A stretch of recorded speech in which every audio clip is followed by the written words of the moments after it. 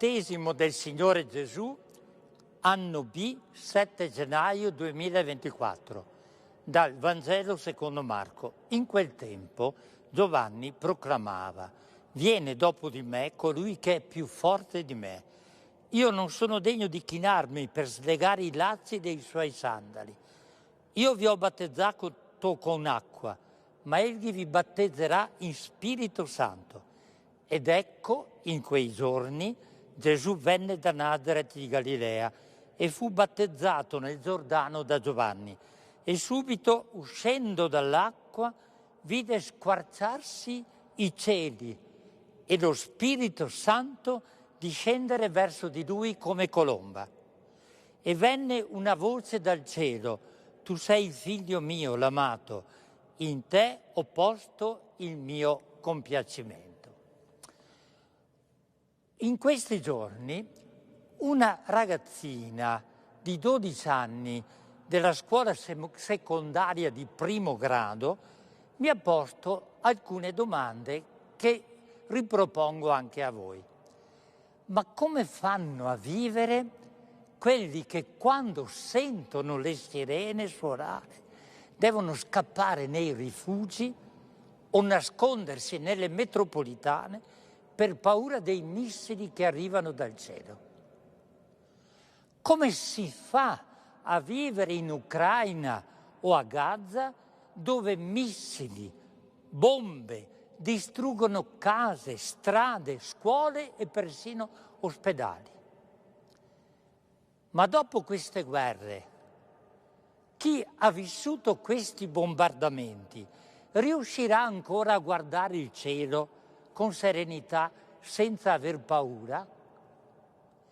E se domande come queste vengono formulate da una ragazzina ancora alle prese con la scuola dell'obbligo, è segno che l'orrore della guerra è entrato nelle nostre coscienze e che anche i piccoli sono riusciti a capire come odio e violenza siano in grado di squarciare i cieli fino a renderli incapaci di trasmettere a chi li fissa con voglia di pace quella serenità che ogni alba, ogni tramonto, ogni notte illuminata dalla luna e dalle stelle dovrebbero dare al cuore umano.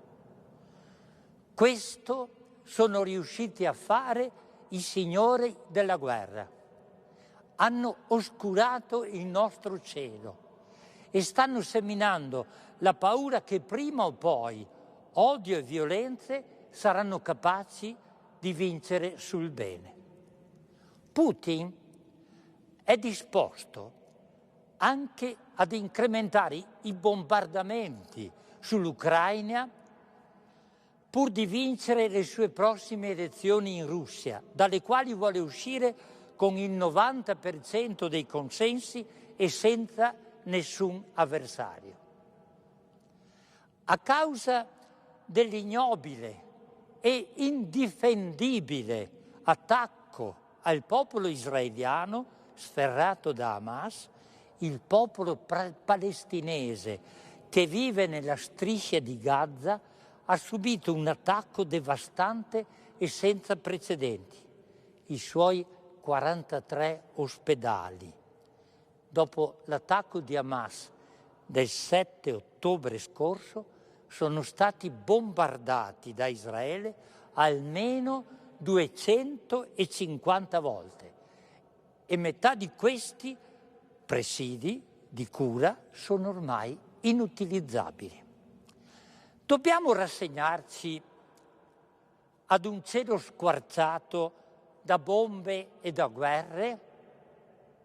No. Il Vangelo di Marco che abbiamo letto ci convince al contrario e ci ricorda che non appena Gesù è stato battezzato nel fiume Giordano, il posto più basso della terra, 390 metri sotto il livello del mare, il cielo si è squarciato per far scendere su Gesù il Dio con noi, lo Spirito Santo. Il cielo sopra di noi si è aperto per sempre con Gesù di Nazaret.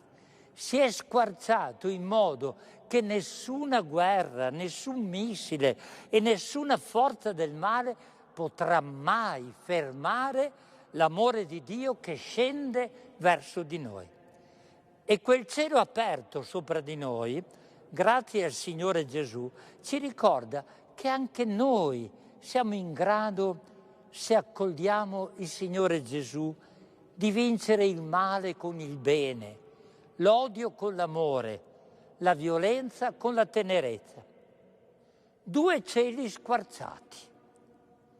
Il cielo che ci fa paura è quello squarciato da armi di distruzione che costringono a vivere chi viene bombardato sottoterra. Penso all'Ucraina, alla Palestina, ai paesi del mondo in cui imperversano guerre di ogni tipo. L'altro, quello teologico, quello della fede, quello che vince la paura, che genera in noi la speranza e la fiducia nel mondo. È quello che si apre su di noi grazie al Vangelo, che ci apre lo Spirito Santo, che ci apre all'amore di Dio perché possa raggiungerci e perché la presenza del Figlio Gesù che cammina con noi ci renda capaci di portare, grazie alla guida dello Spirito Santo, bontà e perdono dove risuonano parole e pratiche nel segno dell'odio, della vendetta e del rancore, sentimenti e comportamenti generati dalla superbia, dall'egoismo, dall'orgoglio, dalla sete di potere, di notorietà e di ricchezza che ci sono in tutti noi. Per essere più concreto, domenica scorsa ero a Lubiana, Slovenia, per il 46esimo raduno europeo di fine anno organizzato dalla comunità di Tezé. Una 5 giorni di preghiera a cui hanno partecipato 10.000 giovani provenienti da tutto il mondo e appartenenti a diverse chiese cristiane. Per chiedere che cosa? Per chiedere allo Spirito Santo di squarciare i cieli sopra di noi e per renderci tutti, nessuno escluso, operatori di pace e segni di speranza per chi ha paura del domani.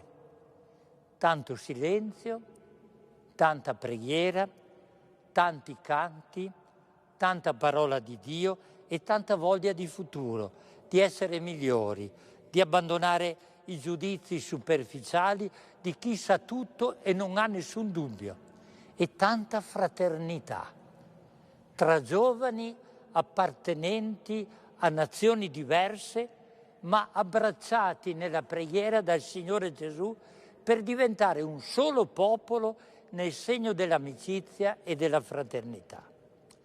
Il prossimo anno l'incontro si terrà a Tallinn, capitale dell'Estonia, e avrei tanta voglia di portare anche quella bambina di 12 anni, Sara, per aiutarla a vincere le sue paure, per proporle di guardare l'altro cielo, quello squarciato dal Signore Gesù che entra dentro di noi e nelle nostre comunità, per cambiare, per aiutarla a cambiare il nostro modo di vivere, di giudicare, di agire, e per renderci capaci di amare, di servire, di perdonare, nonostante le guerre e le cattiverie del cuore umano. Ma poi mi sono detto che è ancora troppo piccola e che in fondo è sufficiente che chi è tornato dal Capodanno a Tezé ci testimoni